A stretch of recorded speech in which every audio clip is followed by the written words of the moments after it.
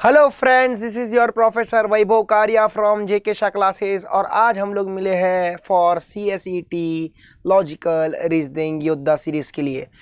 बेटा, आप लोग को पता ही रहेगा कि क्वांटिटेटिव एप्टीट्यूड हो चुका है ख़त्म। आई होप आप लोगों ने अच्छे से उसको भी कवर किया रहेगा। अगर नहीं किया है तो प्लीज़ जाओ, पीछे जाओ और QA के वीडियोस देख के ज़रूर आना। और यहाँ से आज से अपना जर्नी चालू होगा लॉजिकल रीजनिंग का। तो बेटा, आप लोग के सामने जो PDF है वापस मैक्सिमम चीज़ें कवर करता है एग्ज़ाम ओरिएंटेड। सबसे पहले तो एक बात समझ लेना, टोटल 29 चैप्टर्स है लॉजिकल रीजनिंग के आपकी इंस्टीट्यूट की बुक में। ठीक है, 29 chapters and it is for 20 marks only. तो अगर ध्यान से देखोगे तो एक चैप्टर 1 मार्क का भी होता नहीं है। और अगर मैं आपको सच बात बोलूँ तो इस 29 चैप्टर में से 4-5 चैप्टर ऐसे जो मैं बोलता हूँ इंस्टीट्यूट की सस्ती मस्ती है, जो कहीं पे भी जल्दी से दिखते नहीं है। ठीक है, और अक्रॉस इंडिया अगर मैं बात करूँ तो अक्रॉस इंडिया वो चैप्टर एग्जिस्ट ही नहीं करते। इंस्टीट्यूट ने किधर से कॉपी पेस्ट करके आपके मटेरियल में डाल दिए और 4 साल बीत गए फ्रॉम द CSET के स्टार्ट से, अब तक इंस्टीट्यूट ने मटेरियल चेंज नहीं किया। हाँ, और ये 29 चैप्टर देख के डरने की ज़रूरत नहीं है कि बहुत सारे ऐसे चैप्टर है जो इंस्टीट्यूट ने अब तक अनटच्ड रखे हैं। और आपको बहुत ही इंपॉर्टेंट बात पता होनी चाहिए कि इंस्टीट्यूट पेन पेपर भी अलाउ करती नहीं है, कैलकुलेटर्स भी अलाउ नहीं करती है और नेगेटिव मार्किंग भी नहीं है। ठीक है, तो आज हम लोग जो देखने जा रहे हैं ना, वो इंस्टीट्यूट के ही बहुत सारे क्वेश्चंस हैं। हो सकता है वो आपके पास्ट अटेम्प्ट के भी क्वेश्चंस हैं। हो सकता है आपको 80 to 90% इसी PDF में से क्वेश्चंस नज़र में आए एग्ज़ाम में। मुझे थैंक यू बाद में बोलना एग्ज़ाम के बाद, ठीक है। पर हाँ, मैं एक शब्द को बहुत इग्नोर करता हूँ, वो है सर इम्पॉर्टेंट क्वेश्चंस क्या है, इम्पॉर्टेंट चैप्टर्स क्या है, मुझे नहीं पता, है ना। मुझे ये बात बिल्कुल भी नहीं पता। मेरा एक ही प्रिंसिपल है, जितना हो सके उतना प्रैक्टिस करो। ठीक है, जितना हो सके उतना। फिर इंस्टीट्यूट कुछ भी पूछे, अपने को नहीं पता है, पर ये आपका थरो रिवीजन रहेगा। ठीक है, इसमें सारे के सारे 29 चैप्टर्स नहीं कवर्ड है, वो भी मैं आपको बता देता हूँ। ठीक है, आप देख सकते हो हम लोग 4 दिन में कितने चैप्टर्स कवर करने वाले, क्योंकि मैंने आपको जैसे कि बोला ये पूरा का पूरा एग्ज़ाम ओरिएंटेड रहेगा। ठीक है, और एग्ज़ाम में 20 मार्क से कम MCQs भी आ सकते हैं, ज़्यादा भी, क्योंकि अगर आप पास्ट ट्रेंड अगर एग्जाम्स का देखोगे ना तो कैसा रहता है। इंस्टीट्यूट पहले नवंबर अटेम्प्ट तक, नवंबर 2023 तक वो लोग ने 25 मार्क का लॉजिकल रीजनिंग रखा था, पर 22, 23, 21, 20 ऐसे क्वेश्चंस पूछती थी। ठीक है, तो इंस्टीट्यूट 20 मार्क का ही LR पूछेगी ऐसा भी ज़रूरी नहीं है।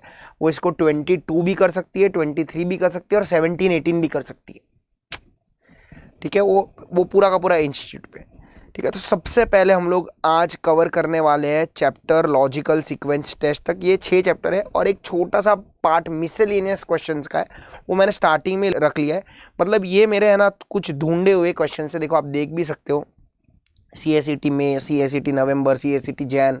तो जैसे जैसे मेरे को क्वेश्चंस मिले मैंने ले लिए। तो ऐसे क्वेश्चंस आप एग्जाम में एक्सपेक्ट कर सकते हो। तो आज हम लोग चालू करेंगे यहाँ से। ठीक है, फिर हम लोग धीरे धीरे धीरे धीरे चैप्टर्स कवर करते जाएंगे। हाँ, और एक और बात, ये जो सीक्वेंस है ना बेटा, ये तुम लोग के मॉड्यूल का ही सीक्वेंस मैंने रखा हुआ है। हाँ, पर मैं आपको और साथ में करते करते what will be the right sequence to approach वो भी मैं आपको बताऊंगा। हाँ, तो ऐसे तो इतना ऊपर नीचे नहीं है, क्योंकि बहुत सारे majority of the chapters unconnected है। LR में कुछ 17-18 चैप्टर्स है जो अंदर अंदर कनेक्टेड नहीं है, बाकी का 8-10 चैप्टर कनेक्टेड। ठीक है, तो इतना फर्क नहीं गिरता है। आ जाओ, बात करते हैं इधर with the first part, that is introduction to logical reasoning. जो कुछ मिसलेनियस क्वेश्चन है क्विकली देखना चालू करते हैं। The first one, the number of chocolates with me is 10 more than half the number of the chocolates with my friend Suresh. If in total we have 55 chocolates, then how many chocolates are there with Suresh? ये मई 2021 का ये question था। ठीक है, तो क्या बोलता है, मेरे दोस्त सुरेश के पास जितनी भी चॉकलेट है उसकी आधी और 10 ज़्यादा मेरे पास है, और दोनों के पास मिला के 55 चॉकलेट्स है। तो सुरेश के पास कितनी चॉकलेट? तो अपना favourite cheese, let the number of chocolate be x। With Suresh. अगर सुरेश के पास x चॉकलेट्स है तो मेरे पास कितनी है? आई हैव 10 मोर। 10 मोर मतलब 10 ज्यादा। किससे 10 ज्यादा है? The half the number of chocolates with Suresh S. तो सुरेश के पास जितनी भी चॉकलेट है उससे आधी। उससे कितनी? उससे आधी। ठीक है, तो ये मेरे पास है और मेरे पास और सुरेश के पास मिला के टोटल चॉकलेट्स कितनी है? 55। ठीक है, तो इसको मैं अगर सॉल्व करता हूं तो ये आपका x यानी कि 1 में अगर 1 लिख दूं और ये हाफ x यानी कि ये टोटल हो गया 1.5x। ये आधा हुआ बेटा और ये 1 हुआ तो ये 1.5x हो गया plus 10 equals to 55। 1.5x equals to 55 minus 10 45। x will be equals to 45 divide by 1.5। अब देख 45 डिवाइड बाई 1.5 देख के डर मत, वो डेसिमल जो नीचे से ना उसको हटा दे। तो 45 divide by 15 it will be 3 और नीचे डेसिमल है आपके साथ तो ये आपका आ जाएगा 30। तो सुरेश के पास कितनी चॉकलेट्स है? 30 चॉकलेट्स। अब एक बार ना अपन प्रूफ भी करते हैं इसको। तो सुरेश के पास 30 चॉकलेट्स है और मेरे पास कितनी है? तो सुरेश के पास जितनी भी चॉकलेट्स है उसके आधी से 10 ज्यादा। तो मेरे पास 30 चॉकलेट्स डिवाइड बाय 2, सुरेश की आधी यानी कि हो गई ये 15 प्लस 10। तो मेरे पास टोटल चॉकलेट्स कितनी है? 25। देख मेरे पास 25, सुरेश के पास 30, टोटल कितनी हो गई? 55। वो तो अपने को ऑलरेडी गिवन था। समझा कि नहीं समझा? इतना कॉम्प्लेक्स क्वेश्चन वापस एग्जाम में एक्सपेक्ट मत करना, ठीक है? और ज्यादा भी कॉम्प्लेक्स नहीं था, थोड़ा खाली दिमाग ज्यादा ना लगाना था आप लोग को। क्लियर? आ जाओ next question. 3 times a number, बोलता है एक नंबर का 3 गुना 3x इज यानी कि इक्वल्स टू इस 10 लेस, बोलता है 10 कम है। किससे कम है? 5 times the same number. 5 times the same number, so let the number be x। तो 3 टाइम्स ऑफ x इज यानी कि इक्वल्स टू इज 10 लेस, 10 कम है। किससे कम है? तो जो वो नंबर का 5 गुना है उससे 10 कम है। ठीक है, तो what is the number? What is, देख अभी व्हाट इज द नंबर भी नहीं पूछा, क्या पूछा है? What is the twice of that number, उसका डबल क्या। तो अब ध्यान से देखते हैं। तो इसको मैं अगर सॉल्व करूंगा तो 5x minus 3x equals to 10। तो अब ओरली भी कर सकता है। 2x इक्वल्स टू 10, तो x will be equals to क्या? 5। पर मुझे क्या चाहिए था? ट्वाइस। तो 5 का डबल कितना होगा? 10। और तो इसको प्रूव भी कर सकता है, इसको तो क्या कर सकता है? प्रूव भी कर सकता है। x को मैं अगर सब्स्टिट्यूट करूँ तो वो देख इक्वेशन सेटिस्फाई होगा। x 5 है तो 3 इंटू 5 15 और वापस x 5 है तो 5 5 25 माइनस 10 15, तो 15 इक्वल्स टू 15। तेरा आंसर सही। क्लियर? तो इसको प्रूव भी कर सकता है। हाँ, ये क्वेश्चन तो अगर मेरे को पूछे तो मैं अगर वो होता ना तो वापस ये क्वेश्चन तेरे को पूछता, क्योंकि प्रोफेशनल एग्जाम है। तुम लोग एक्सपेक्ट नहीं कर सकते कि हर बार बच्चे जैसे क्वेश्चन आएंगे, थोड़ा तो तेरा दिमाग खराब करेगा, है ना? जैसे कि मैं करता हूँ तो वो भी करेगा। आ जाओ बात करते हैं टू द थर्ड क्वेश्चन। अब पिज्जा, अरे वाह सर खाने का मन हो गया तो ऑर्डर कर ले। इस कट इनटू 8 इक्वल पार्ट्स, हाँ मेरे लिए भी ऑर्डर करना। 3 equal parts are taken and weighted, 8 piece में से 3 पीस निकाले और उनका वेट किया। If their weight is 375 grams then what is the weight of whole pizza. देख अगर तू मेरे से पूछा ना तो ये सेम क्वेश्चन में तेरे को रेशियो प्रोपोर्शन क्वांटिटेटिव एप्टीट्यूड में भी पूछूं, उधर ये क्वेश्चन एप्ट बैठता है कि अगर 3 टुकड़ा 375 ग्राम्स तो 8 टुकड़ा कितना, क्रॉस मल्टीप्लीकेशन जो बचपन में किया था हम लोगों ने। और अगर ऐसे नहीं करना है तो मैं तेरे को सिंपल सा रास्ता बताता हूँ। 375 ग्राम्स 3 टुकड़ा, तो एक टुकड़ा कितने का होगा सर? ओरली कर सकता है तू, तो 300 डिवाइड बाई 3 100, 75 डिवाइड बाई 3 25, तो एक टुकड़ा हुआ 125 ग्राम का। तो सर 8 टुकड़े कितने के हुए? इंटू 8, 125 इंटू 8 करना है तो स्लोली स्लोली कर। 100 इंटू 8 कर, 100 इंटू 8 होता है 800 ग्राम, 25 इंटू 8 होता है 200 ग्राम, 800 ग्राम प्लस 200 ग्राम होता है 1000 ग्राम, और 1000 gram is nothing but 1 kilo orally होता है। और सर अगर मैं ऊपर वाले रास्ते से करता तो भी सेम आता, पर कैलकुलेशंस थोड़ा बढ़ जाता। 375 इंटू 8 डिवाइड बाई 3, ठीक है, ये तो देखो थोड़ा सा आसान रास्ता मैंने बताया। आ जाओ नेक्स्ट 2 क्वेश्चन, तो वापस पक्का ऐसे टाइप ऑफ क्वेश्चंस तो एग्जाम में एक्सपेक्ट करना, क्योंकि तू ये ओरली कर सकता है। How many times the digit 2 is used when the numbers are written from 12 to 30। अगर मैं 12 से 30 नंबर लिखने बैठूं तो 2 कितनी बार आएगा? सबसे पहली बार तो 12 में ही आएगा, फिर 13, 14, 15, 16, 17, 18, 19, 20 किधर भी नहीं 19 तक किधर भी नहीं आएगा, फिर 20 से चालू होगा।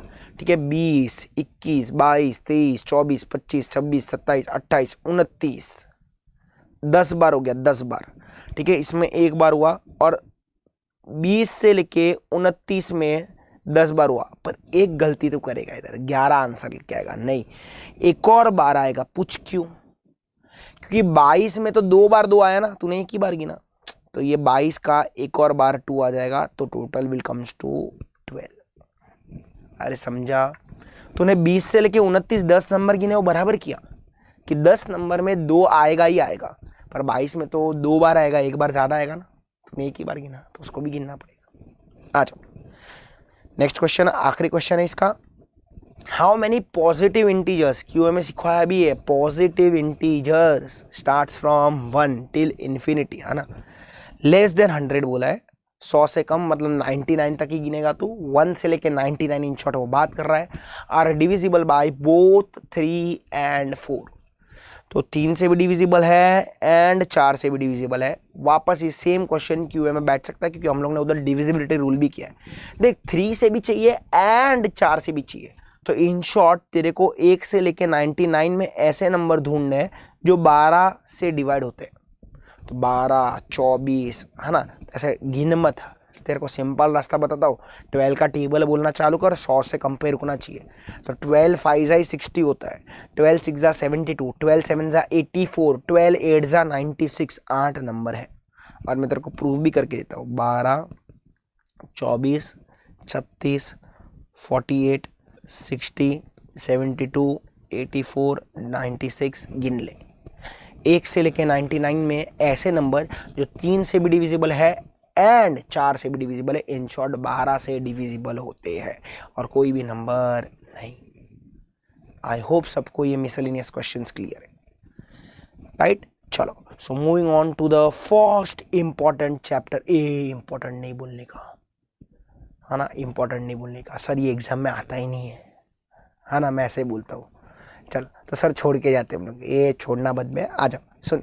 सो moving on to the first खतरनाक चैप्टर, वो है कैलेंडर।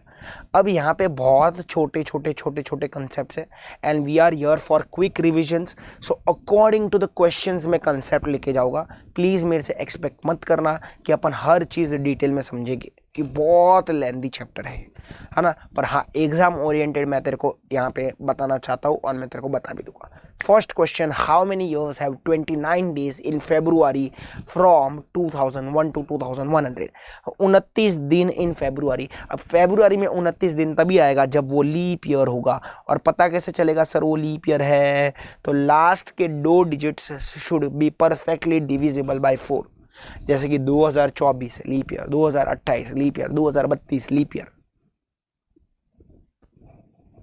क्लियर? तो अब 2001 से 2010, तो 2001 से लेके 2010 में एक आया रहेगा 2004 और दूसरा आया रहेगा 2008। सो आंसर विल बी छियो। अगर गलती से मैं तेरे को इधर ट्विस्ट देना चाहूँ ना, अगर सच्ची में इसके जगह पे मैं होता, तेरे को पता ही मैं पागल हूँ, तो इधर देखना, तो मैं 2000 से लेके तेरे को 2010 तक का देता। फिर तेरा आंसर 2 नहीं, तेरा आंसर आता 3, क्योंकि इसमें बीच में आया 2000 which is a century year, और तेरे को पता है सेंचुरी ईयर 4 से नहीं 400 से डिविजिबल होता है। तो अगर वो परफेक्टली डिविजिबल बाय 400 है तो वो सेंचुरी लीप ईयर माना जाता है, वरना वो ऑर्डिनरी ईयर माना जाता है। जैसे कि सेंचुरी लीप ईयर के थोड़े बहुत एग्जांपल यहाँ पे मैं लिख देता हूँ, 2000, 2400, 2800, 1600, 1200 century leap years.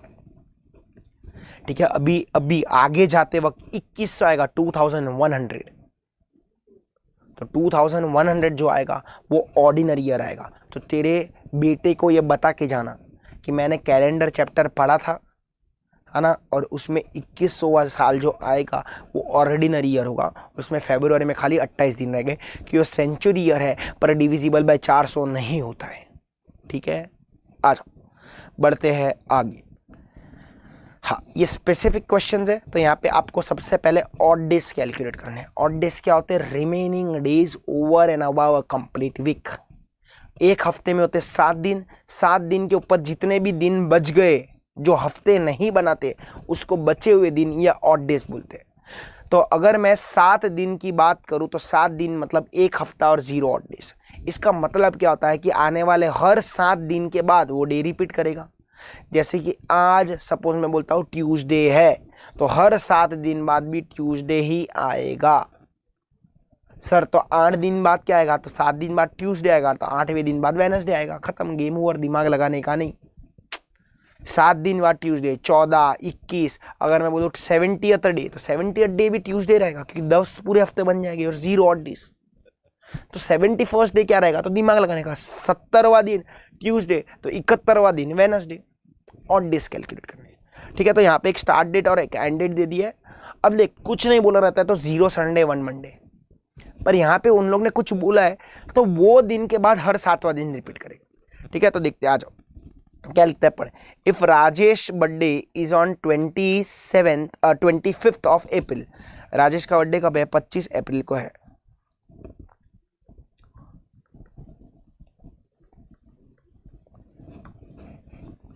Which is Sunday, और बोल दिया ये संडे। ओके, तो आने वाला हर 7वां दिन संडे होगा। And is sisters birthday on July 31st, और उसकी बहन का बर्थडे कब है? 31 जुलाई को। तो कौन सा दिन होगा? तो अब देख, तुझे क्या करना है, अप्रैल के रिमेनिंग डेज गिनने। रिमेनिंग डेज बच्चे कुछ 6 दिन। मई महीना पूरा गिनना है, जून महीना पूरा गिनना है, और जुलाई का भी 31 तारीख दिया है तो पूरा ही गिनना है।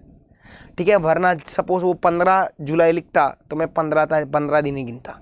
आ जाओ, अब अप्रैल के रिमेनिंग डेज तो 25 नहीं गिनने का, रिमेनिंग 26, 27, 28, 29, 30, 5 दिन बचे अप्रैल के। मई के 31 दिन बचे, 31 पर 31 divide by 7 odd days in a month. याद रखने का, जितने भी 31 दिन वाले महीने हैं उसमें 3 ऑड डे रहते हैं, 30 दिन वाले महीने हैं उसमें 2 ऑड डे रहते हैं, और फेब्रुआरी डिपेंड करता है, अगर लीप ईयर में आया तो 1 odd day for leap years, और अगर 28 0 ऑड डे अगर ऑर्डिनरी ईयर में आया तो। ठीक है, तो ये नंबर्स याद रखने के। ये नंबर्स तभी काम में आएगा जब तू फुल मंथ गिन रहा है, आधा अधूरा नहीं। जैसे कि मैंने अप्रैल आधा अधूरा ही गिना है, तो मैंने अप्रैल के 2 ऑड डे नहीं लिखे, ध्यान से देखना। ठीक है, प्लीज नशे में मत रहना। मई के कितने दिन? 31 दिन में पूरे गिन रहा हूँ तो 3 ऑड डे, जून के 30 दिन में पूरे गिन रहा हूँ तो 2 ऑड डे, और जुलाई के 31 दिन में पूरे गिन रहा हूँ तो 3। सपोज इधर 15 जुलाई रहता तो मैं इधर भी ये 3 के जगह पे 15 लिखता। समझ गया तुझे? आ जाओ, तो इसका टोटल कर, 5, 5, 10 और ये 13 डिवाइड बाई 7, तेरा हो जाएगा 1 वीक प्लस 6 ऑड डे। अब देख, अगर ये 14वां दिन होता तो 2 हफ्ते पूरे और 0 ऑड डे, तो तू संडे से काउंटिंग चालू कर रहा है तो संडे तेरा 0 ऑड डे। ठीक है, पर तू 2 हफ्ते पूरे नहीं गिन रहा है, उससे एक दिन कम गिन रहा है, तो संडे से एक दिन कम कौन सा आता है? सैटरडे। खत्म, गेम ओवर। 31 तारीख कौन सी थी? शनिवार थी। Option B. क्लियर? किसी को कोई डाउट? आई होप किसी को कोई डाउट नहीं, सबको ये चीज़ समझा। हाँ, वरना तो गिन नहीं सकता है। देख कैसे गिनने का, 0 Sunday, 1 Monday, 2 Tuesday, 3 Wednesday, 4 Thursday, 5 Friday, 6 Saturday. Sir अगर ये वेडनेसडे से चालू होता तो फिर इधर ट्यूसडे आंसर आता, क्योंकि 6 दिन ट्यूसडे पे खत्म हो गए। ठीक है, जिधर से तू गिनना दिन गिनना चालू कर रहा है उधर से 7 ऑड डे चालू हो गए। क्लियर? किसी को कोई डाउट नहीं है? और प्लीज डाउट रहे तो कमेंट सेक्शन में टाइप कर देना, मैं सबको रिप्लाई दूंगा। ठीक है, कोई भी बंदा खाली हाथ नहीं जाएगा। आ जाओ, third question. I went to market on Sunday. तो ये देखिए, ये भी संडे को मार्केट को घूमने को गया और अपन बैठ के पढ़ रहे। My brother went 2 days before that. अब इसको अपन ओरली ट्राई करते। ठीक है, मेरा भाई 2 दिन पहले गया and my sister went to market 5 days after my brother Alex has gone. Which day of the week did Rita went to the market? Rita कौन सी तारीख को गई, मुझे ये बताना है। तो मैं संडे को गया और 2 दिन पहले मेरा भाई गया था, तो 1 दिन पहले आ जाएगा सैटरडे, 2 दिन पहले आएगा फ्राइडे, ठीक है। और मेरी बहन कब गई, उसके 5 दिन बाद गई। तो देख, पहला दिन क्या हो जाएगा, सैटरडे हो जाएगा, दूसरा दिन संडे, तीसरा दिन मंडे, चौथा दिन ट्यूसडे और पांचवा दिन क्या आएगा, वेडनेसडे। आ गया आंसर। समझा कि नहीं समझा? अरे समझा कि नहीं समझा? ओरली होता है बिना पेन पेपर और दिख CACT नवंबर 2020 का क्वेश्चन रह चुका है ना। अब एक बार लिख के बताता हूँ तेरे को। एक्चुअली अगर तू मेरे को ये बात, एक और बात सच पूछना, तेरे को आगे जाके एक चैप्टर भी है, number ranking time sequence test. तो बाहर की जो कॉम्पिटिटिव एग्जाम्स है ना, उन्होंने ये क्वेश्चंस को रैंकिंग टाइम सीक्वेंस टेस्ट में पूछ लिया है ना। तो वहीं से वो लोग ने कॉपी करके इसको कैलेंडर में डाल दिया, क्योंकि वो लोग ने संडे मंडे। पर अगर तू मेरे को सच्चे में पूछे ना, एक कैलेंडर का प्योर क्वेश्चन नहीं है ये, टाइम सीक्वेंस, टाइम की सीक्वेंस का क्वेश्चन है, ठीक है। तुझे ये पार्ट है भी, ये देख मैं तेरे को बताता हूँ, देख इधर आ जा। Number ranking time sequence test देखिए, दिख रहा है।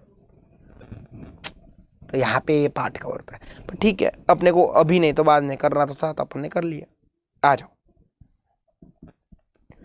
हाँ इसको लिख के ख़त्म करते, आ जाओ। तो मैं मार्केट में गया संडे को, मेरा भाई गया 2 दिन पहले, तो 1 दिन पहले और 2 दिन पहले। 1 दिन पहले आया आपका सैटरडे और 2 दिन पहले आपका आया फ्राइडे, और उसका भाई इसके बाद 5 दिन गया, इसके बाद आफ्टर दिस डे।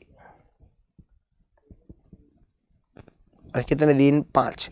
तो गिनते, इसके बाद पहला दिन day 1 Saturday, day 2 Sunday, day 3 Monday, day 4 Tuesday, day 5 Wednesday. Answer आ गया वेडनेसडे। आ जाओ next. In which of the following years month February has more than 28 days. देख, मोर देन 28 बोला मतलब 29 डेज है ना, 29 दिन। तो 29 दिन यानी कि लीप ईयर। अभी तेरे को सिखाया था लीप ईयर कब कब। तो देख, लास्ट के 2 डिजिट्स डिविजिबल बाय 4 है, हाँ। बाकी के सारे कैसे ईयर्स है, ऑर्डिनरी ऑर्डिनरी ऑर्डिनरी। क्लियर? आ जाओ next question. If the day before yesterday was Thursday, when will Sunday be. Day before yesterday क्या था, थर्सडे था। तो सबसे पहले बात करते हैं अपन, ध्यान से देखना सीक्वेंस की। क्वेश्चन नंबर कौन सा है, 6th। तो डे बिफोर यस्टरडे, यस्टरडे से 1 दिन पहले कौन सा था, ये थर्सडे था। तो यस्टरडे से पहले 1 दिन पहले थर्सडे था, तो यस्टरडे कौन सा था, वेडनेसडे नहीं बोलने का, क्या बोलने का, फ्राइडे था, है ना। टुडे कौन सा होगा, सैटरडे होगा। एंड टुमारो कौन सा होगा, संडे होगा। और डे आफ्टर टुमारो, ये भी तेरे को सिखा देता हूँ, डे आफ्टर टुमारो कौन सा होगा, मंडे होगा। तुझे क्या पूछा है कि संडे कब होगा, संडे कब होगा, टुमारो, कल होगा संडे, ये पार्टी करेंगे। समझा कि नहीं समझा? सबको समझा? वापस ये सेम चीज़ तू ओरली कर सकता है, तुझे बताने के लिए मैंने लिख के किया, ठीक है। ये सारे क्वेश्चंस एग्जाम में एक्सपेक्ट ज़रूर करना। आज next question. Maya's art exhibition is set for the 5th day after the day that is 4 day before the date that follows coming Friday.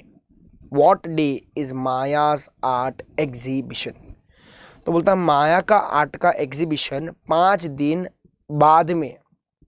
किसके 5 दिन बाद में? After that day which is 4 days before the date which follows coming Friday. ठीक है, तो आजा अपन ये गिनते हैं। तो इसका अपन सबसे पहले हिंदी कन्वर्जन समझते हैं और फिर मैं आपको सॉल्व करवाता हूँ। तो उसने क्वेश्चन में तुझे ये बोला है कि पांचवा दिन के बाद किसका पांचवा दिन के बाद? 5th day after the day. ठीक है, पांचवा दिन वो दिन के बाद, कौन से दिन के बाद? जो 4 दिन पहले है। ठीक है, 4 days बिफोर, यानी कि 4 दिन पहले। किसके 4 दिन पहले? जो आने वाला फ्राइडे है उसके। That follows the coming Friday, जो आने वाला फ्राइडे। ठीक है, तो अपन गिनना चालू करते हैं। सबसे पहले अपन गिनते हैं फ्राइडे। तो फ्राइडे से 4 दिन पहले अपन गिनना चालू करते हैं। तो फ्राइडे से सबसे पहले 1 दिन, 2 दिन, 3 दिन, 4 दिन। तो फ्राइडे से 1 दिन पहले आएगा आपका थर्सडे, 2 दिन पहले आएगा आपका वेडनेसडे, 3 दिन पहले ट्यूसडे और चौथा दिन पहले मंडे। ठीक है, यहां से इट इज सेट, उसका एग्जीबिशन कब है? It is set for the 5th day after the day. तो 5th day after the day, इसके बाद से 5वां दिन गिनना चालू कर। पहला दिन, दूसरा दिन, तीसरा दिन, चौथा दिन और 5वां दिन। तो आंसर कौन सा आएगा? ये चौथा दिन अगर फ्राइडे था तो ये होगा सैटरडे। तो इसका एग्जीबिशन कब है? शनिवार को। समझा कि नहीं समझा सबको? आ जाओ, चलो नेक्स्ट देखते हैं। The calendar for the year 2005 will be same S. तो ये सेम कैलेंडर का कंसेप्ट है। इसका मैं तुझे शॉर्टकट बताता हूँ, याद रखना। लीप ईयर रहेगा तो उसमें 28 साल जोड़ देने के, मतलब 2004 का कैलेंडर रिपीट होगा 28 साल बाद, यानी 2032 में। ठीक है, लीप ईयर है। फिर अगर लीप ईयर +1 रहा, लीप ईयर +1 मतलब तेरे सामने एग्जांपल है, 2004 तेरा लीप ईयर था और एक 2005 हो गया ना। सो 2005 को मैं नियरेस्ट लीप ईयर +1 लिख रहा हूं, तो उसमें 6 साल जोड़ दे। कितने साल जोड़ दे? 6। 2011 तेरा आंसर। ठीक है, बाकी का भी बता देता हूं। लीप ईयर प्लस अगर 2 रहा, तो लीप ईयर +2 का एग्जांपल अगर मैं लूं तो 2026, ये लीप ईयर +2 है। क्यों लीप ईयर +2 है? तो 2024 + 2, तो इसमें 11 साल जोड़ देने का, 2037 में रिपीट होगा कैलेंडर। और अगर लीप ईयर +3 रहा तो भी सेम चीज, 11 साल छोड़ दे। मतलब ये तुझे याद रखना है, leap year +1, leap year +2, leap year +3, 28 6 11 11, 28 6 11 11, same calendar concept का नाम है। 2005 का पूरा कैलेंडर रिपीट होगा 2011 में, 2026 का पूरा कैलेंडर उसके 11 साल बाद 2037 में। एक और एग्जांपल दूं तो 2073, तो 2072 लीप ईयर +1, तो 2073 का कैलेंडर रिपीट कब होगा? 6 साल में, 2079। क्लियर? चलो, today is Monday after 61 days will be. अब मैं तेरे को एक बात क्लियर करना चाहता हूं, तेरी इंस्टीट्यूट के इधर 2 पॉइंट ऑफ व्यू है आफ्टर को लेके। अगर तू मेरे से पूछेगा तो मैं तुझे दोनों पॉइंट ऑफ व्यू अभी के अभी समझाता हूं। ठीक है, देखते हैं। तो पहला पॉइंट ऑफ व्यू, अगर तू मुझे ग्रामेटिकली पूछे इंग्लिश के हिसाब से, तो after 61 day is nothing but 62 days. 61वें दिन के बाद कौन सा दिन आएगा? तो अगर मैं उसके पॉइंट ऑफ व्यू के हिसाब से सॉल्व करता हूं, इंग्लिश के पॉइंट ऑफ व्यू के हिसाब से, तो देखना, ध्यान से देखना, बहुत मजा आएगा। तो 62 डेज डिवाइड बाय 7, अब भी ऑड डेज का कंसेप्ट सीखा, तो 7 8 56 प्लस 6 ऑड डेज, तो 2 डेज मंडे। तो मंडे से छठा ऑड डे गिनेगा, तो देख हर 7 दिन में मंडे आएगा, तो 6 दिन में क्या आएगा? संडे। देख संडे ऑप्शन में नहीं है, मैजिक। समझा कि नहीं समझा? समझा कि नहीं समझा? तो सर इधर अभी ये यार 62 नहीं आ रहा, तो मैं अभी ये क्या करूं? तो इसका मतलब है ना, इंस्टीट्यूट को इंग्लिश नहीं आता है। सर बहुत बड़ी बात बोल रहे हो। हाँ, तो देख सकता है, किसी से भी पूछ, आफ्टर 61वां दिन इट विल बी क्या? तो जो भी 61वां दिन है उसके बाद वाला दिन कौन सा? इंग्लिश में इसका मतलब ये होता है, मतलब तो अगर कन्वर्ट करने को जाएगा हिंदी में तो इसका मतलब ये होता है। तो अब इधर इंस्टीट्यूट ने 62 डे कंसिडर नहीं किया, इधर इंस्टीट्यूट ने 61 डे ही किया। मतलब सच्ची में अगर इंस्टीट्यूट को क्वेश्चन बनाना रहता ना तो ऐसा लिखना चाहिए था, what will B 61st day. समझा? तो अब मैं 61 डिवाइड बाय 7 करूंगा तो 5 ऑड डे आएगा, same 8 week plus 5 odd day, तो तेरा आंसर आएगा सैटरडे। सर अभी अगर दोनों ऑप्शन में रहता तो मैं क्या करता? अगर तू मेरी मानता तो तू इंग्लिश के हिसाब से ही जाता। देखिए तेरे सामने एक क्वेश्चन है, ऐसे मैंने एक नहीं, मैंने 2 क्वेश्चन लिखे, इसके लिए मुझे दोनों का पॉइंट ऑफ व्यू पता है। ठीक है, आ जाओ बढ़ते आगे। नेक्स्ट क्वेश्चन है ना, बहुत कम लोग सॉल्व करवाते हैं, ये किधर कोई पूछता भी नहीं है, जनरल नॉलेज है, पर मुझे पसंद है इसके लिए मैं करवाता हूँ। इसके पीछे मतलब ये पूरी कहानी है। मैंने तेरे को ऊपर बोला था ना, जो सेंचुरी और डिवाइड बाय 4 नहीं डिवाइड बाय 400 होता है, उसके पीछे भी कहानी है। सब लोग रट्टा मार के जाते, मेरे स्टूडेंट्स कभी रट्टा नहीं मारते। ठीक है, पर मैं तेरे को इधर बता देता हूँ। The time of the solar year, इसका मतलब क्या? अब देख, अगर तू इंडियन कल्चर के हिसाब से, भारतीय संस्कृति के हिसाब से पूछे तो अपन सन के हिसाब से कैलेंडर नहीं देखते, अपन मून के रोटेशन के हिसाब से कैलेंडर देखते हैं। पूनम है ना, तो देखते ना, पूनम आने वाली है, अमावस की रात है, वैसे। पर ये इंग्लिश कल्चर के हिसाब से, यानी कि फॉरेन कल्चर के हिसाब से, वो लोग सन के हिसाब से देखते हैं। तो सन कितना घूमता है? 365 डेज नहीं घूमता है। अगर तुम मुझे पूछेगा ना तो सन पूरा का पूरा 365 दिन 5 घंटा 48 hours 5 days 365 days 5 hours 48 minutes and 45 seconds. अब थोड़े थोड़े लोग का कैलकुलेशन थोड़ा थोड़ा अलग है, इधर 47.5 देखा है, मैंने 45 देखा है, थोड़ा ऊपर नीचे है, और उसके भी ऊपर कुछ नैनो सेकंड घूमता है। इतना अर्थ टू बी प्रिसाइज घूमता है, तो इधर वही एमसीक्यू है, ऑप्शन बी मेरे हिसाब से। मतलब ये तेरे को पता होना चाहिए।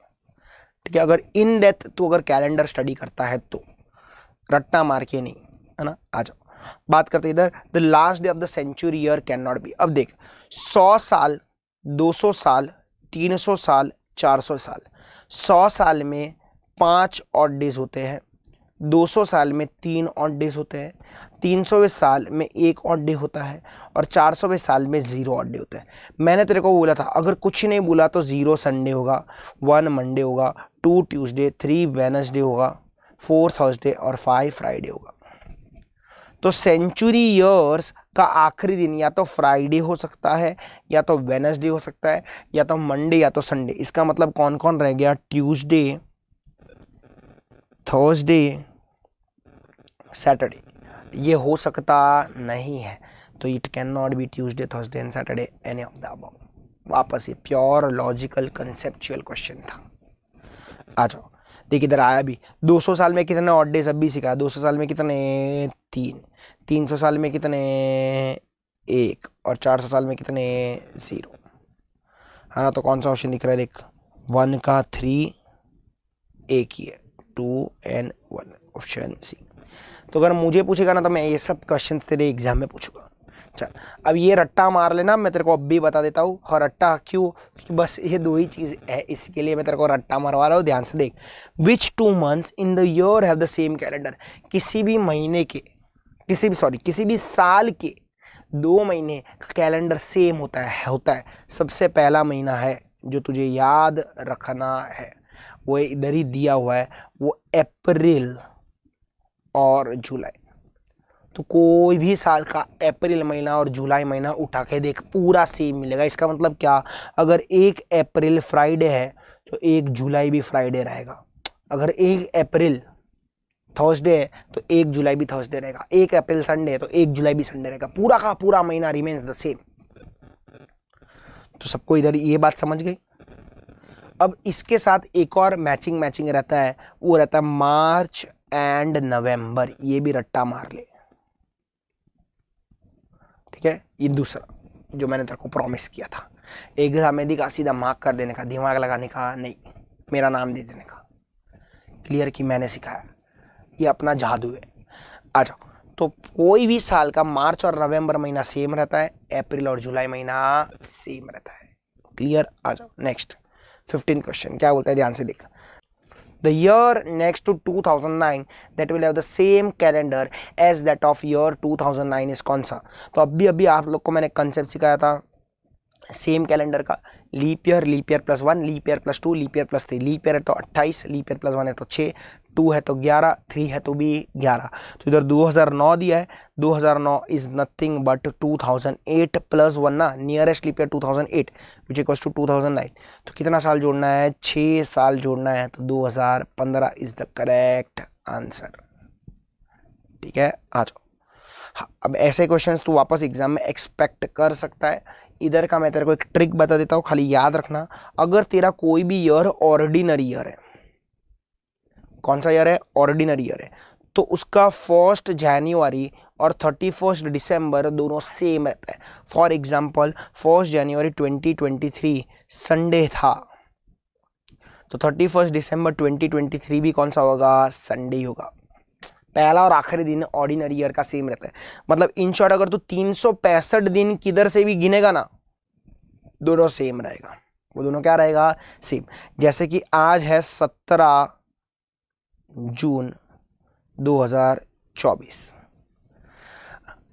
तो 16 जून 2025 कौन सा होगा? अब देख, यहां पे मैंने थोड़ा ट्विस्ट डाल दिया, मैंने फर्स्ट टू लास्ट नहीं दिखा, पर अब मैं देखूंगा इन दोनों के बीच में 365 डेज आ रहा है कि 366 आ रहा है।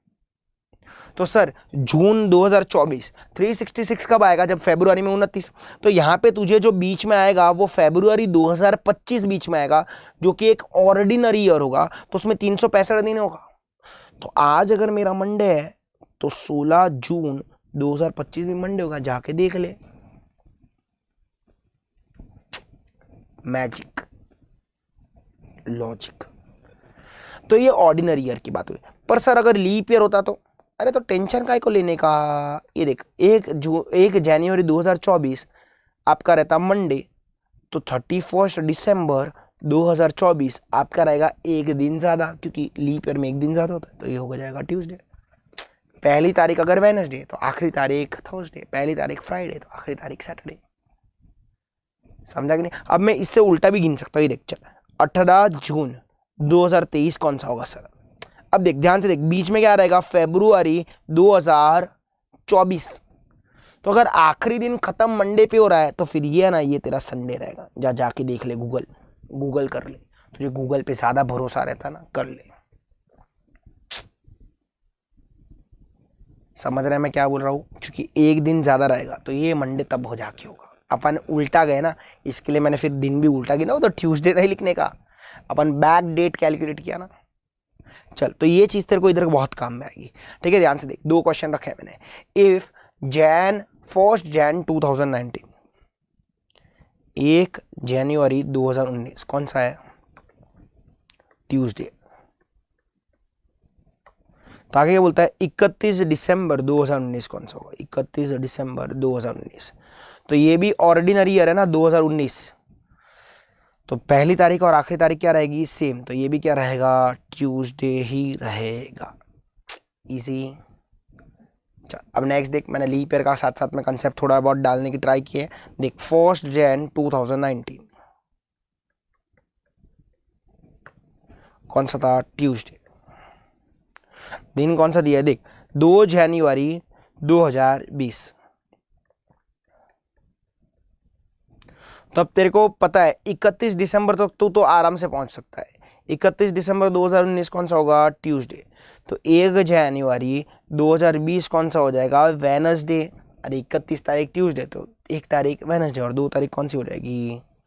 थर्सडे। कौन सा ऑप्शन है? बी। ये समझा कि नहीं समझा? सबको एक कंसेप्ट समझा?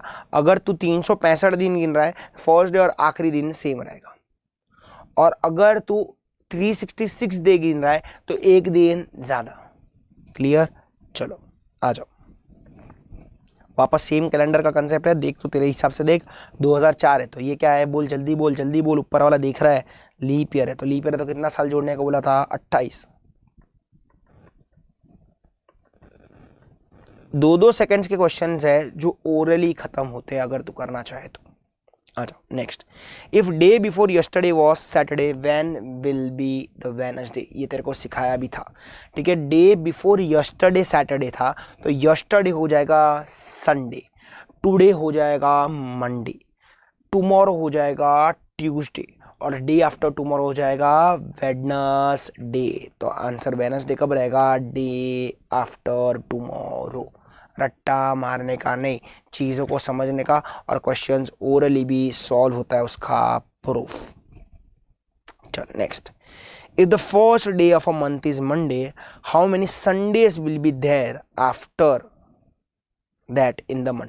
अगर पहला ही दिन सोमवार है, मतलब सपोज मैं बोलता हूँ कोई भी महीना ले ले, फॉर एग्जाम्पल जनवरी महीना है, फॉर एग्जाम्पल ले रहा हूँ मैं, ठीक है, ये सोमवार है, तो देख तेरा पहला रविवार जो आएगा 8वीं तारीख भी सोमवार होगी, मतलब 7 तारीख 7th day of any month will be your first Sunday, बराबर है। तो 14, 21 और 28। अब सर तू बोलता तूने इधर जनवरी अज्यूम किया है, फेब्रुआरी होता तो आ गया, देख 28 पे खत्म हो जाएगा। मतलब कितने संडे ज़्यादा में ज़्यादा पॉसिबल है? 4। ओरली भी कर सकता है, तेरी एग्जामिनेशन का क्वेश्चन है ये। क्लियर? किसी को कोई डाउट? तो इसी के साथ आपका अच्छा खासा चैप्टर कैलेंडर होता है समाप्त। Moving on to the next easiest chapter, that is classification. Classification का बेसिक मतलब है ऑड मैन आउट। यहाँ पे नॉर्मली 3 तरह के क्वेश्चंस हैं, पर आपको ज़्यादातर ये वर्ड्स ही देखने गए, और मैंने कुछ एग्जाम्पल्स भी रखा है जो मॉक टेस्ट वगैरह में देखे गए हैं, और मुझे जो लग रहा है अच्छा है, ज़्यादा बड़ा नहीं, ईजी चैप्टर है, 1 मार्क के लिए एक्सपेक्ट कर सकते हो, ज़्यादा एग्जाम में दिखता भी नहीं, ठीक है। क्लासिफिकेशन का बेसिक मतलब क्या बोला मैंने? Odd man out. तो चलिए शुरू करते हैं, छोटा सा चैप्टर है, क्विकली खत्म करते हैं। Choose the word which is not similar to the other words in the group. Cycle, bike, car, scooter. तो आपका ऑब्वियस आंसर आएगा साइकिल। क्यों साइकिल? सर मम्मी पापा बाकी की चीज़ें लेके नहीं देते मुझे, ऐसा बोलने का नहीं, ठीक है। साइकिल इसके लिए क्योंकि वो इंजन पे नहीं चलता है, बाकी सब में क्या रहता है? इंजन रहता है। साइकिल तेरे को तेरे पैरों से चलाना पड़ता है ना। आ जाओ next. Choose the odd one. Snake, frog, rat, mongoose, tortoise. Sir snake, क्योंकि मेरे दोस्त लोग सांप है, हम लोग सांप पाल रहे हैं। तेरी बात सही है। क्यों? कि वो लोग जहरीले होते हैं, टॉक्सिक, पॉइजनस, है ना। स्नेक, बाकी सारे पॉइजनस होते नहीं है, उनके काटने से तू मरता नहीं है। अच्छा, choose the odd one. Apple, mango, orange, pair, papaya. Answer है मैंगो। क्यों? क्योंकि उसके पास खाली एक सीड है, बाकी लोगों के पास मोर देन 1 सीड्स है। Choose the odd one. Father, mother, aunt, uncle, cousin. Answer आएगा कजिन। अब देख इसके 2 पॉइंट ऑफ व्यू है। कजिन सेम जनरेशन के होते हैं, फादर, मदर, आंट, अंकल सब लोग ऊपर वाली जनरेशन के होते हैं। ये मेरा पॉइंट ऑफ व्यू है, जो वो भी सही है। और अगर मैं तुझे जहाँ पे ये कॉम्पिटिटिव एग्जाम में क्वेश्चन आता उसका पॉइंट ऑफ व्यू दूँ, तो वो भी मुझे सही लगा। बाकी सारे जेंडर स्पेसिफिक, अब कजिन मेल भी हो सकता है, फीमेल भी हो सकता है। इधर अपने को पता है ये मेल, ये फीमेल, ये फीमेल, ये मेल, पर ये आइदर मेल और फीमेल। चलो next. Iron, mercury, copper, zinc, aluminium. Answer आएगा मर्क्यूरी, क्योंकि वो सॉलिड मेटल नहीं है, बाकी सारे सॉलिड है, सॉलिड है। नेक्स्ट और आखिरी, कॉटन, नाइलॉन, सिल्क, लिनन। तो obviously the answer will be nylon, क्योंकि बाकी सारे नेचुरल ही ग्रोन होते हैं। नाइलॉन तो बनाता है, it is a synthetic material, ठीक है। तो ऐसा कुछ था आपका चैप्टर क्लासिफिकेशन, जो कि एकदम इजीएस्ट चैप्टर था। देखते हैं नेक्स्ट चैप्टर, जो कि अच्छा खासा चैप्टर है, एग्जाम में दिखता भी है अच्छे खासे मार्क्स के लिए, वो है coding decoding. Let's start with it. Question number 1। In a certain code language if cancer is coded as RECNAC then Pisces will be coded as क्या? तो पहले क्वेश्चन को ऑब्जर्व कर, सॉल्व करने का घाय मत कर। तो कैंसर को लोग ने लिखा है कुछ तो तरीके से लिखा है, तो देखते हैं। Cancer is coded as RECNAC।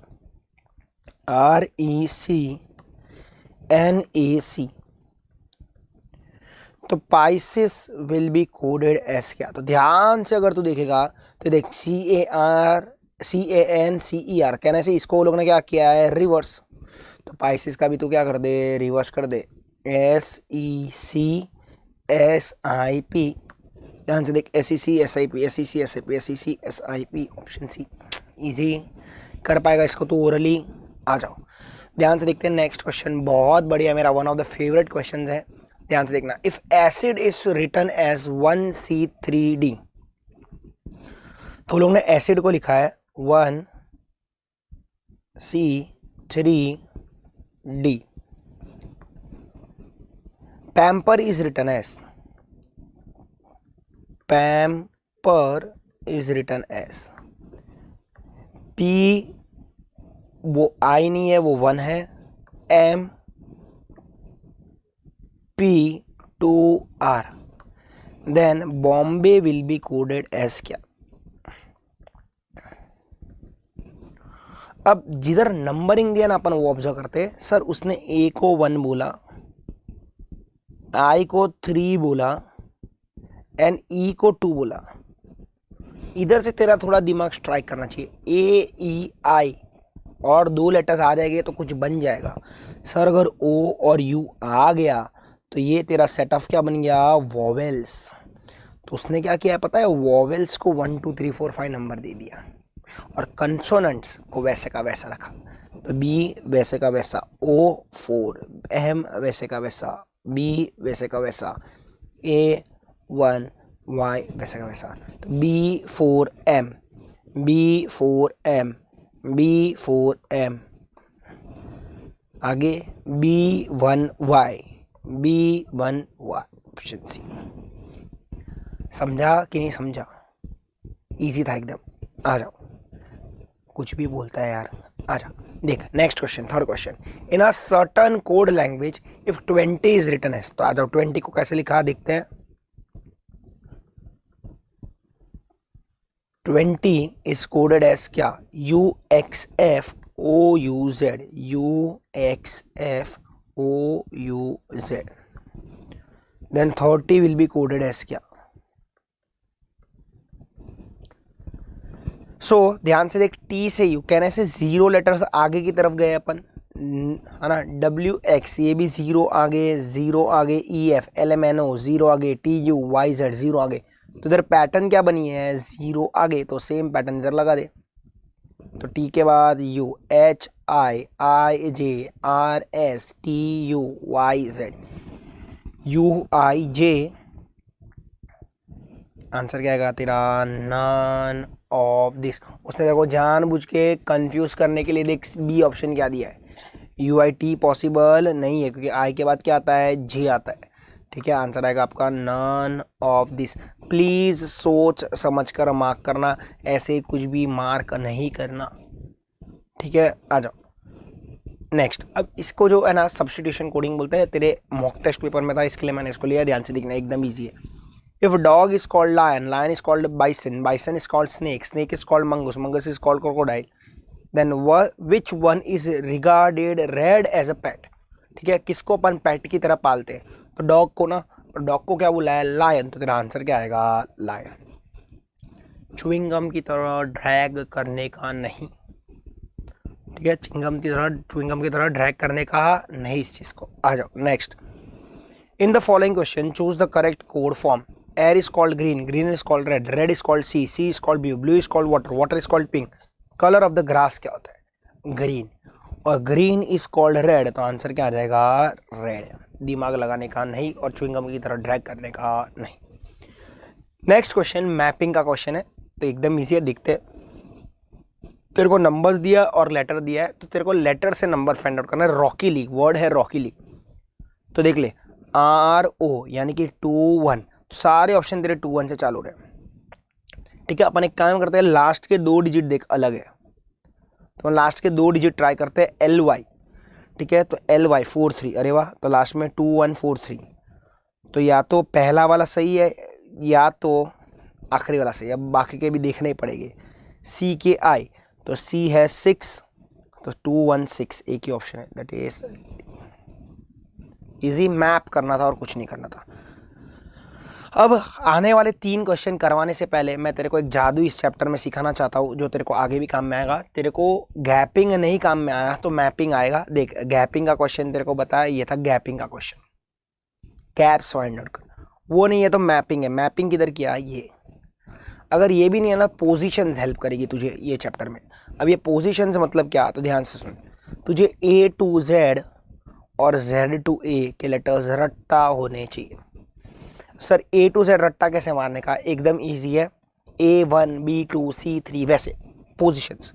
तो याद रखने का, A आता है 1 पे, Z आता है 26 पे, 26 का आधा होता है 13, तो M for middle, M for 13, इतना याद रखने का।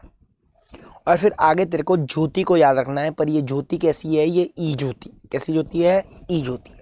ये ई ज्योति क्या है सर, 5 10 15 20 25, खत्म हो गई तेरे को ABCD याद। अब मैं अगर तेरे को बोलूँ वैभव, VAIBHAV, तो क्विकली सारे पोजीशंस फाइंड आउट कर सकता है। V तो T आता है 20 पे, U 21 पे, V 22 पे, A1 पे, J 10 पे, तो I 9 पे, A1 पे, तो B2 पे, H I J, J 10 I 9 H 8 A1 और V 22 देखता हूँ। और बाहर वाले जो लोग हैं जिनके पास थोड़ा ये कम है, वो लोग पूरा ABCD लिखने को बैठते, लिखने का नहीं, टाइम पास करने का नहीं। क्लियर। अब सुन, जैसे A to Z है वैसे Z to A भी तो हो सकता है। तो यहाँ पे Z1 A 26 N 13 और यहाँ का कोड है B G L V, spelling याद कर ले, BGLQV। A 26 तो ये 25 20 15 10 5, बस अपने को ये एग्जाम में काम में आ सकता है। और इधर देख आएगा भी, आजा देखते हैं, इधर देख क्लियर कट लिखा है, नेचर का कोड ये है। अभी कोड ही इतना बड़ा है तो ये मैपिंग पॉसिबल नहीं। अब ध्यान से ऑब्जर्व कर, N M 13 तो N 14 A1 T 20 U 21 R 18 और E 5, देख ले सेम कोड बना। देख तो लोग ने इधर क्या किया है, यूज़ किया है A to Z, तो इधर तू यूज़ कर ले। U V तूने देखा था 22, तो W कौन सा आएगा 23, O 15 R 18 L 12 D 4, 23 15 18 23 15 18 12 4, option A is the correct answer. समझा कि नहीं समझा, एकदम इजी था। आ जाओ next. If A equals to 2 M equals to 26, देख नॉर्मली A 1 पे रहता है पर इधर 2 दिया है, M 13 पे रहता है, दिया 26, Z 52, मतलब कहने से ये लोग ने क्या किया, पोजीशंस इंटू 2 किया। ठीक है। अब बैट का इक्वल्स टू पूछा है, तो अब देख नॉर्मली अगर मैं तेरे को बैट की बात करूं तो B2 E5 T20, पर इसका तेरे को डबल करना है, 2 का डबल 4, 5 का डबल 10, 20 का डबल 40। अब सर ये आंसर कैसे आएगा, तो सबको प्लस कर दे, 50 + 4 54 इज द करेक्ट आंसर। वो लोग ने पोजीशंस को डबल करके प्लस किया। समझा कि नहीं समझा। चल एक और एग्जांपल लेता हूँ मैं, सपोज लेता हूँ कैट, तो C आता है नॉर्मली आता है 3 पे, तो इधर 6 इधर 2 और इधर 40, तो आंसर तेरा कितना आएगा 48। पोजीशंस को डबल करके ऐड किया। ठीक है। आजा अब नेक्स्ट, ज़ेब्रा इक्वल्स टू 26, ये 26 देख के तेरा दिमाग काम करना चाहिए। 26 पे Z ज़ेब्रा Z, मतलब वापस ये तेरे को कैसे दिया है A to Z, तो C देख ले, प्रूव कर ले, E5 B2 R 18 A1 हो गया ना ज़ेब्रा। तो ऐसे कोबरा वो तेरे को फाइंड आउट करना। अब देख इधर ध्यान से देखे था तो CO और फिर बाकी का पीछे का कोड जो है वो कॉमन है, that is nothing but BRA। तो BRA का कोड क्या है 2181। तो ये देख ये दोनों ही तेरे आंसर हो सकते हैं। अब तेरे को C और O का फाइंड आउट करना है। C आता है 3 पे और O आता है 15 पे, तो 3 1 5 2 1 8 1, that is nothing but option B। थोड़ा दिमाग लगाने का, मेहनत ज़्यादा करने का नहीं। इसी के साथ ये चैप्टर भी होता है आपका समाप्त। आ जाओ moving on to the next chapter, that is figure matrix. अब यहाँ पे तेरी इंस्टीट्यूट ने आज तक इसके एक भी क्वेश्चन नहीं पूछे। ये सब जो क्वेश्चन है वो मेरे एडिशनल मेहनत है, एकदम इजी है। तुझे या तो रो वाइज जाना है या तो कॉलम वाइज जाना है और पैटर्न खेलना है। ठीक है, ज़्यादा दिमाग नहीं लगाना है। इधर देख, तो इधर मैं सबसे पहले रो वाइज जाऊँगा, कॉलम वाइज नहीं जा सकता क्योंकि कॉलम में फिगर्स अलग है। इधर ये पूरा क्लोज्ड फिगर है, इधर ये ओपन फिगर है। तो इधर ये ओपन फिगर है तो इधर कौन सा फिगर रहेगा, क्लोज। तो इस फिगर को मैं अगर बंद करने का ट्राई करूँ तो ऐसा कुछ बनता है। तो कौन सा ऑप्शन दिख रहा है तेरे को, सी। इजी, या तो रो वाइज है या तो कॉलम वाइज है, एक पैटर्न एस्टैब्लिश करो और आंसर दे। अच्छा नेक्स्ट क्वेश्चन देखते हैं। देखिए इधर डोरेमोन के 2 आधे पॉकेट्स है। तो इस फर्स्ट वाले पॉकेट को अगर मैं रिवर्स कर दूँ, रिवर्स उल्टा कर दूँ, तो ये देख फर्स्ट वाले पॉकेट को अगर मैं रिवर्स कर दूँ तो ऐसा कुछ बनेगा, और मैं बीच की लाइन अगर हटा देता हूँ तो ये ऐसा कुछ हो जाएगा, है ना। तो इस शेप को उल्टा फुल्टा करके इसमें से एक शेप बनाना है तुझे। अब देख ये जो शेप है it is nothing but pentagon, 5 side है उसकी। तो मैं नीचे वाले फिगर को ऐसे का ऐसा रखता हूँ और मैं ऊपर वाले फिगर को मैं जोड़ने की ट्राई करता हूँ, ठीक है। तो देख ऐसा कुछ ये जुड़ जाएगा, पर अपने पास ऑब्वियसली बीच वाली लाइन नहीं थी, सर्कल में भी नहीं थी, इधर भी नहीं थी। तो ये कौन सा शेप बन रहा है, देख ऑप्शन बी, इजी। आ जाओ नेक्स्ट देखते हैं। अब यहाँ पे भी तुझे रो वाइज आना पड़ेगा, कॉलम वाइज फिगर्स अलग अलग है। तो इधर एक लाइन ऑपोजिट साइड पे लाइन जाके डबल, इधर एक लाइन ऑपोजिट साइड पे जाके लाइन डबल, इधर ये कॉर्नर में एक ट्रायंगल, ऑपोजिट कॉर्नर में जाके 2 ट्रायंगल, इधर एक सर्कल, ऑपोजिट कॉर्नर में जाके 2 सर्कल। कौन सा ऑप्शन है, एकदम इजी। इसके गिन के 15 या 20 question across India logical reasoning exams में एग्जिस्ट करते, ज़्यादा नहीं करते, ठीक है। एग्जाम में आया तो तू इजीली मैनेज कर सकता है ये चैप्टर को। आ जाओ moving on to the next chapter, that is grouping of identical figures. ठीक है, ये आपका चैप्टर का नाम है। ये भी एकदम इजी बच्चे जैसा चैप्टर है, एग्जाम में आज तक देखा नहीं गया है। चैप्टर का नाम क्या बोलता है, ग्रुपिंग ऑफ आइडेंटिकल फिगर्स। यहाँ पे तेरे को नॉर्मली 9 फिगर दिए रहेंगे, 9 फिगर में से 3-3 के तुझे 3 ग्रुप बनाने हैं। वो जो 3-3 के 3 ग्रुप बनेंगे ना, जो हर एक ग्रुप रहेगा ना वो ऑलमोस्ट सेम रहेगा फिगर्स का, ठीक है। ऑलमोस्ट आइडेंटिकल फिगर्स यानी कि 19-20 उन लोगों में फ़र्क चल सकता है। आ जाओ, मैंने जो 3 क्वेश्चन रखे वो सेकंड वाला क्वेश्चन अगर तू मेरे से ज़्यादा पूछेगा तो मेरा फेवरेट, पर्सनल फेवरेट क्वेश्चन है। तो देखते हैं 3 क्वेश्चन, फटाफट ये भी खत्म हो जाएगा। Moving on to the first chapter, क्या बोलता है तो ध्यान से देखना।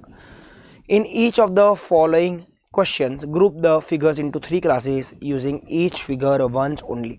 ठीक है, तो अब देख यहाँ पे ग्रुप क्या बनेगा। तो सबसे पहले 1 देख, 6 देख, 9 देख। सर ये 1, 6, 9 क्यों सिलेक्ट किया, क्योंकि इसमें ट्रायंगल बन रहा है, 3 साइड्स वाले फिगर है। तो क्या सर मेरे पास 4 साइड्स वाले भी फिगर है, हाँ है, उसको अपन बोलते हैं क्वाड्रिलेटरल्स। कौन से है तो ध्यान से देख, 3 है, 4 है और 7 है,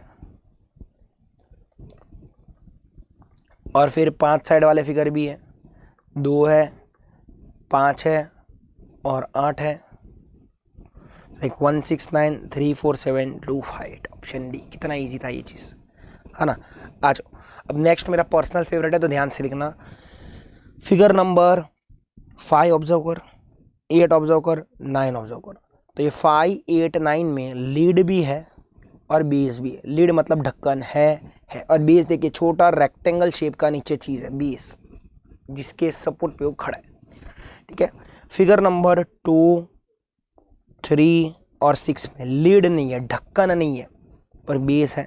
और 1, 4, 7 में ना ही ढक्कन है ना ही बेस है। तो कौन सा ऑप्शन बन रहा है, ध्यान से देखना। 1, 4, 7, 2, 3, 6, 5, 8, 9। Option C. You are grouping the same identical figures. ठीक है, 19-20 का फर्क वापस बोलता हूँ चलेगा।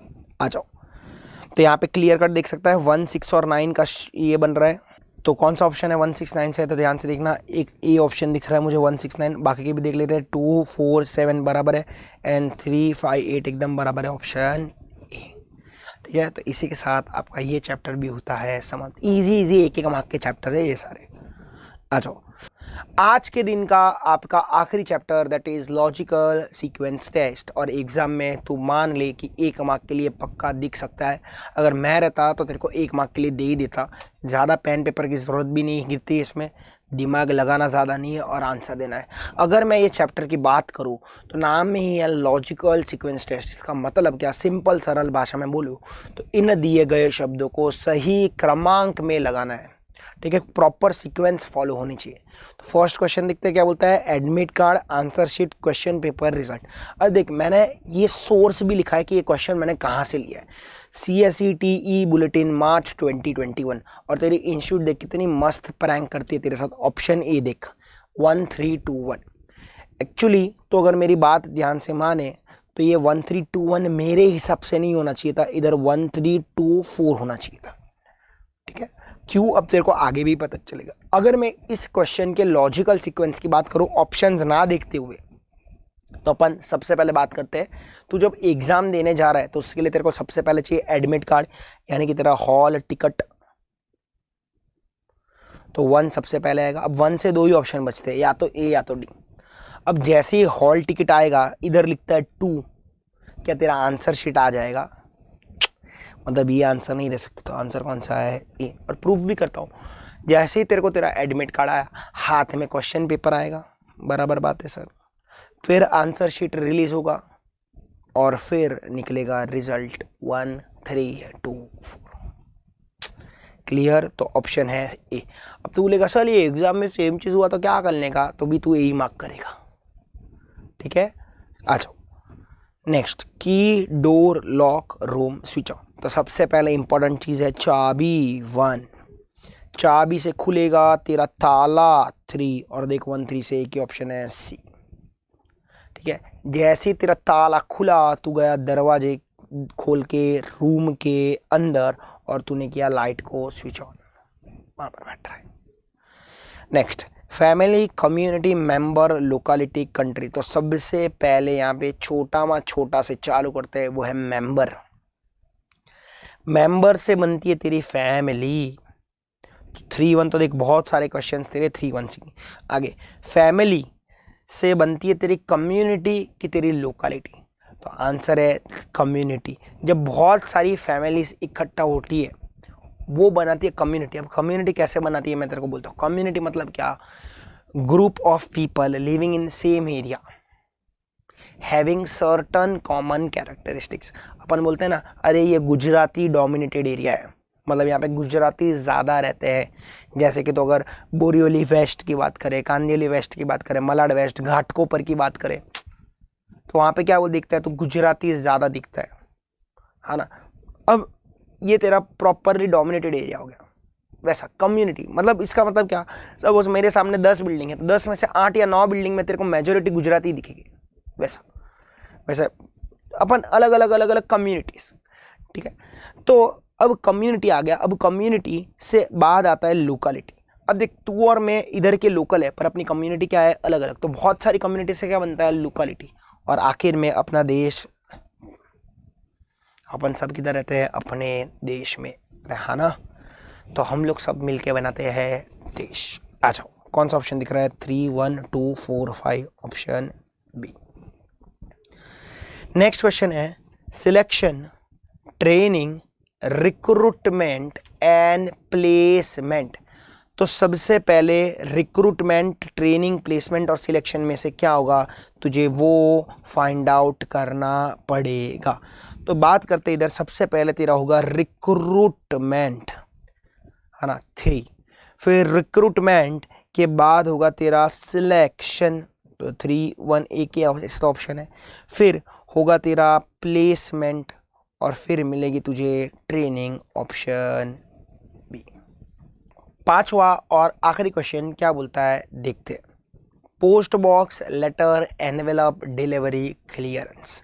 ठीक है, तो सबसे पहले आपका रहेगा एनवेलप। फिर एनवेलप जो रहेगा आप डालोगे लेटर। अब इसके बाद अगर तू बात करेगा तो नेक्स्ट तेरा रहेगा एनवेलप लेटर, उसके बाद तेरा रहेगा पोस्ट बॉक्स में तू ये चीज़ को डालेगा। फिर पोस्ट बॉक्स में जाने के बाद वो क्लियर होगा और फिर जाएगा डिलीवरी के लिए, ऑप्शन बी। अब यहाँ पे थोड़े लोग मेरे को बोलते हैं सर एनवेलप लेटर के अंदर नहीं जाता है, लेटर एनवेलप में जाता है। अब देख, तो अगर ये सीक्वेंस लेता है, ठीक है, तो फिर तेरा डी ऑप्शन अप्रोप्रिएट नहीं बैठता है, क्यों नहीं बैठना, क्योंकि डी ऑप्शन इधर से हिलता है 4 5 से। तो डिलीवरी पहले होती है फिर क्लियरेंस होता है, नहीं, वही बात गलत है। तो अब सुन ध्यान से, तो इधर सही मायने में अगर तुम मेरे को बोले तो सबसे पहले मेरे पास एनवेलप चाहिए, तो ही तो मैं उसके अंदर लेटर डाल पाऊंगा वैसा। तो आंसर तेरा most suitable appropriate answer is B. और जो कॉम्पिटिटिव एग्जाम में आया था उधर भी आंसर बी ही था, तो तेरे को ना चाहते हुए भी बी मार्क करना पड़ेगा, क्योंकि आगे वापस अगर तेरे एग्जाम में आया तो लोग ना ही नंबर चेंज करेंगे ना ही ऑप्शंस। ठीक है, तो इसी के साथ आज का ये पावर पैक सेशन होता है समाप्त। आई होप आपका ये चैप्टर्स का अच्छा खासा रिवीजन होता रहेगा। स्टे ट्यून्ड विथ अस, और प्लीज़ जो भी डाउट रहेगा कमेंट बॉक्स में लिख देना, मैं सबके डाउट सॉल्व करूँगा। और ये वीडियोस को प्लीज़ लाइक शेयर सब्सक्राइब ज़रूर करिएगा। Thank you so much, have a great day.